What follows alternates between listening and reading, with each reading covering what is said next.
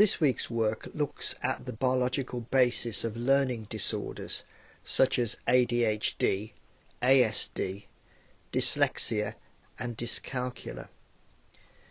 This session summarises the key findings from a series of separate presentations and then goes on to inquire about the social implications of this knowledge.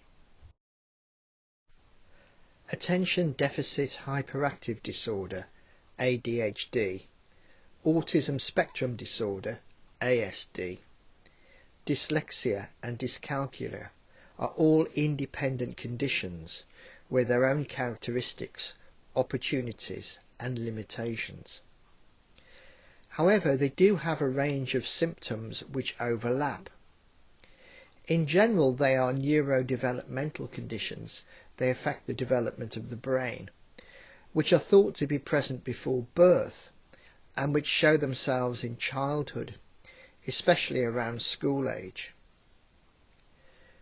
The disorders share certain characteristics or symptoms in common, including difficulties with concentration, memory, organisation, time management, and so on.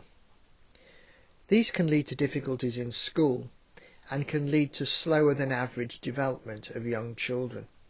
This is where the conditions are usually first recognised. All of the conditions display continuous variation in the population, from extreme values at the edge of the range towards a mean in the centre of the distribution. The distribution is a bell-shaped curve, which is also called a normal distribution. This means that conditions like ASD vary enormously in their severity and the extent to which they affect a person's life. This is why it's called a spectrum condition. The same is true of all the other conditions that we're looking at today. The conditions have a reasonably high heritability, ranging from around about 0.4 through to 0.6. In other words, in general terms, about half of the differences between individuals in the tests are thought to be caused by genetic factors which are inherited. However, we also know that the environment, both shared and non-shared with families, also plays a significant role in explaining the differences between the people in the population. As far as any one individual is concerned, we would expect a large number of genetic factors to interact with the environment to produce these conditions. As these conditions involve the development of the brain, we would expect them to be active within the first 3 months of fetal development, which is where the major structures of the brain are formed. Early researchers into the genetics of learning disorders thought in terms of people at the upper end of the ranges having good genes, and those at the lower end of the ranges having bad genes which they could pass on to their children. Thus these conditions ran through families. We will see in coming weeks what the social consequences of this misconception were, because they were very severe for a large number of people in the UK and in the United States, in Sweden and of course in Germany. This is one of the key ideas behind the eugenic movement, which I will look at in more detail next week. Let me say very clearly that this is false. There are no good genes. There are no bad genes. Genes are neither good nor bad, but equally neither are they neutral. Genomic studies are sometimes called GWAS studies, genomic-wide association studies. We will look in more detail at how these studies work in a later session. However, for now we can just note that these genomic studies suggest that there are a large number of genetic factors associated with all of these conditions. Some of these factors are protein coding genes, but most are not protein coding genes. They are differences in DNA bases called SNPs. These usually have no known function, but seem to be important. The protein coding genes are all involved in the development and functioning of the brain.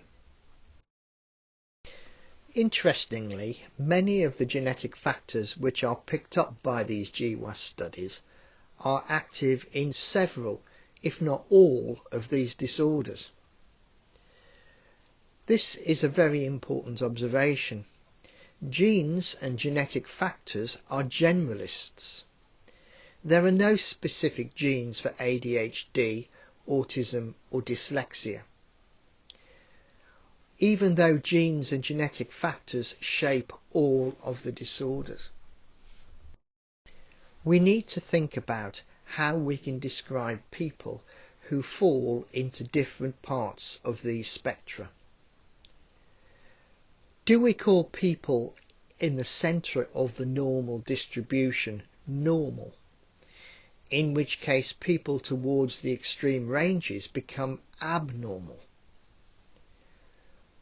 Or do we call them ordered, in which case people at the ranges become disordered?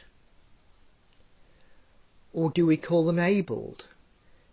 Again, the people at the extreme ranges become disabled. Do we call them at ease, in which case people at the extreme ranges become diseased or diseased? And finally, do we call the people in the middle of the range needy? They have needs, in which case the people at the extreme ranges have special needs. Language is important, and we need to think about the social consequences of changes in language.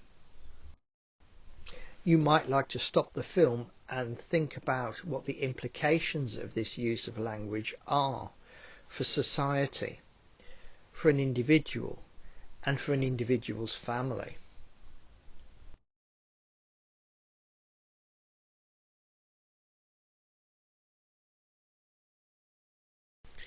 The words at the top of the screen, abnormal, disease, disorder, are medical terms. They represent the medical model of looking at these conditions. This is a deficit model. It emphasises the things that a person cannot do compared with the average in the population. The words towards the bottom of the screen, special need, characteristic, are more to do with a social way of looking at these conditions, where the uniqueness of the individual, their special needs, are emphasised, and where symptoms are no longer stigmatised as being abnormal. The final word on the screen, phenotype, is a word that's not used to describe these conditions except by geneticists, and this is something that we'll think about in later sessions. However, we must be mindful that ASD is more than a social construct. At the extreme ends of the distribution, there are people whose lives are daily impacted by the condition. Most of us in the middle of the bell curve are unaffected by it. People with Fragile X and Prader-Willi syndrome do need the care and support of families and society, and if they get that, they can live productive and happy lives. Likewise, people with Asperger's syndrome are often functioning at an extremely high level in society, fully included in all activities, but their lives are not without some kind of personal cost. The term neurodiversity was introduced in 1998 by an Australian sociologist, Judy Singer, who proposed it as a new category for describing the variation seen in the population for aspects of brain functioning, such as sociability, learning, attention, mood, and other mental functions. The term rapidly became a banner for an emerging social movement that proclaimed civil rights for people with various medically labelled neurological conditions, or disorders, or disabilities, or handicaps.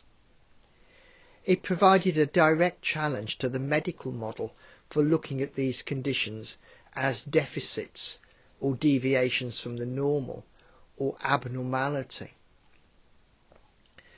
The neurodiversity movement has essentially two aims: to advocate for the rights and interests of individuals with autism, and secondly, to depathologise autism.